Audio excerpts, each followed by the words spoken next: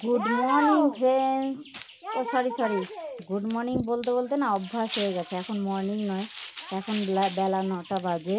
আর 9টার থেকেই তোমাদের সামনে আসলাম, তার আগে আর সময় পাইনি। আর এই দেখো কি বলতো, কুন্ডু না কি করছে, হচ্ছে খড়ি পোড়াচ্ছে। আসলে বাবার ঘরের বেড়াটা বাঁধবে তো, তাই খড়িগুলো রেডি করছে। কারণ একদিনে টাইম পাবে না, তাই খড়িগুলো রেডি করে রাখবে, একদিনে বাঁধা হয়ে যাবে। আর এইদিকে ততক্ষণে আমার রান্নাটাও হয়ে যাবে। তো বাঁশবাগানেই নিয়েছে, ছেলেপেলের বাড়িঘর তো, আগুন নিয়ে ছেঁড়াছেড়ি করবে, ওই জন্যে বলছে বাঁশবাগানেই খড়িগুলো পুড়িয়ে নিই। তো অনেক ফেস্ট থাকে, তো ফেস্টগুলো বাদ দিতে হয়।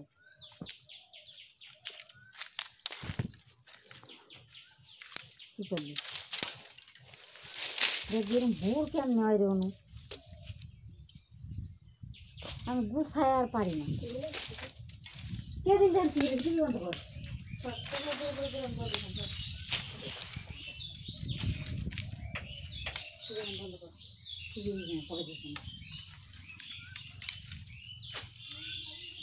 দেখো গরমের মধ্যে এখানে আরো বেশি গরম লাগছে।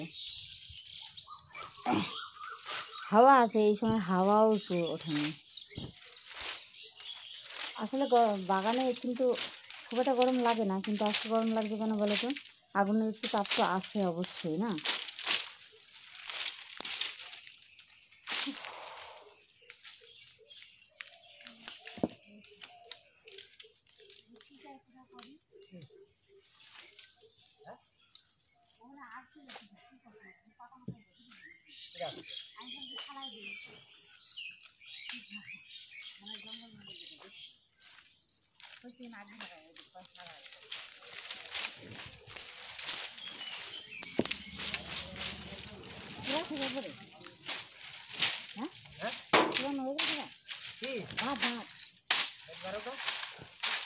ঠিক আছে, বাইরে ডাক দিচ্ছি তখন খারাপ।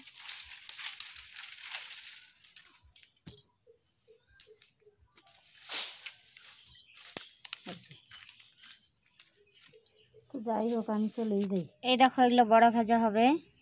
আর এই যে তিশা নিয়ে এসছে শ্যাম্পু, এই দেখো সার্ফ, একটা বাসন মাজা সাবান, আর এই দেখো লঙ্কা গুঁড়ো ছেড়িয়ে রেখেছি। তিশা হচ্ছে নিয়ে গেল কি বলতো, সেন্টারে খিচুড়ি আনতে, প্যাকেটটা নিয়ে চলে গেল। এই দেখো রুটি বানাচ্ছি, কুন্ডু চলে গেছে কাজে। কটার সময় বলো তো? ওরে বাবা, আলো দেখ, সূর্যের আলোটা গন্ধে পড়তেছে। ওটারে সূর্য বানাই দাও না। ওটার সূর্য বানাবো কেমনি? আসলে কি রুটি বানাচ্ছি কেন বলো তো, রুটিটা না বানালেও হতো, কুন্ডু রুটি নিয়ে গেল।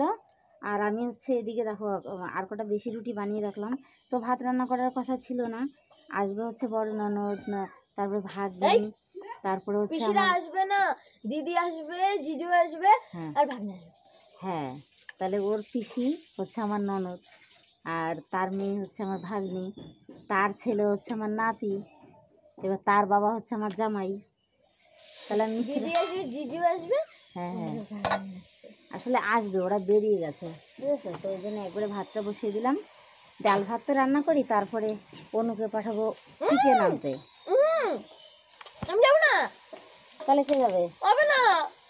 তোর বাবা যাবে নাকি? তোর বাবা চলে গেছে কাজে। কি ছাল শুদ্ধ মানে এমনি?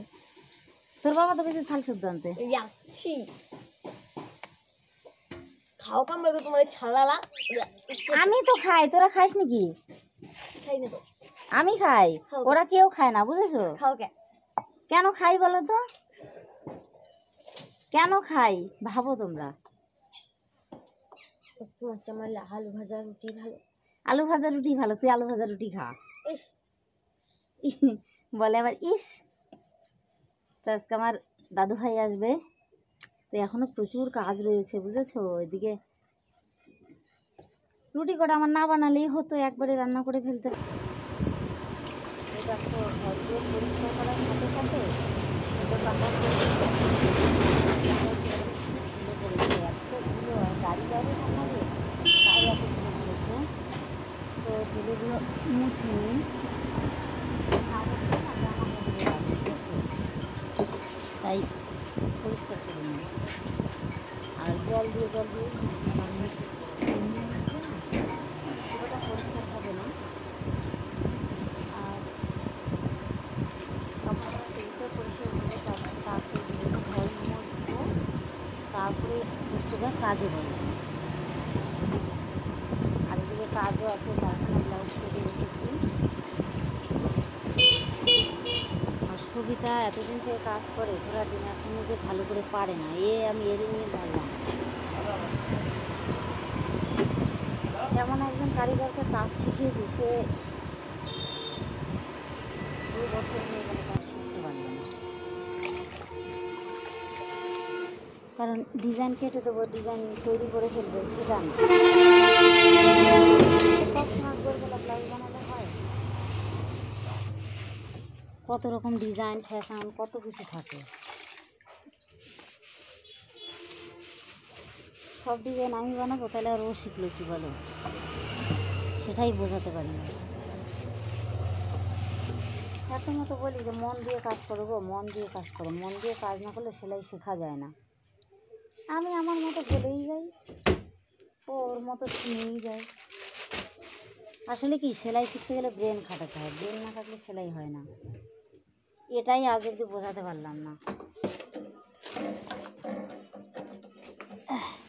কী বলো তো, সেলাই শিখতে গেলে একদম মানে মগজ থেকে ব্রেনটাকে খুলতে হয়।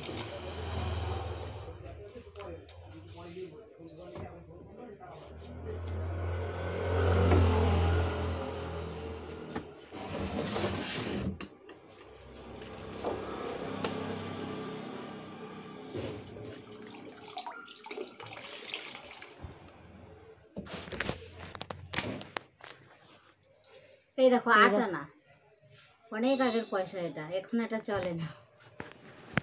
তো সুখে ছাড়তে এসে পারলাম, পেয়ে গেলাম সুখের মধ্যে।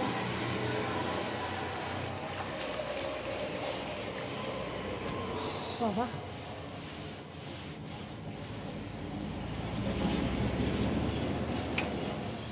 গরমটা একটু কম পড়তে পারে।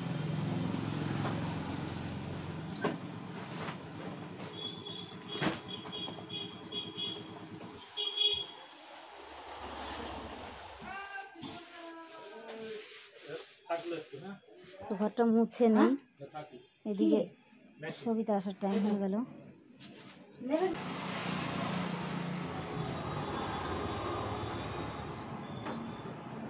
কি ধুলো পড়েছে, কয়দিন আসেনি, 2 দিন।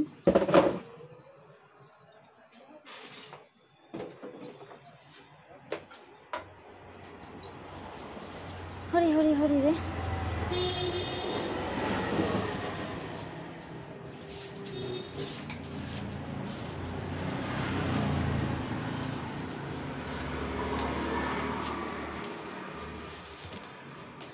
আসলে গেছিলাম জল আনতে, জলটা নিয়ে আসলাম। এত পরিমাণে ধুলো হয়েছে, বারবার জল পাল্টে তারপরে মুছতে হচ্ছে।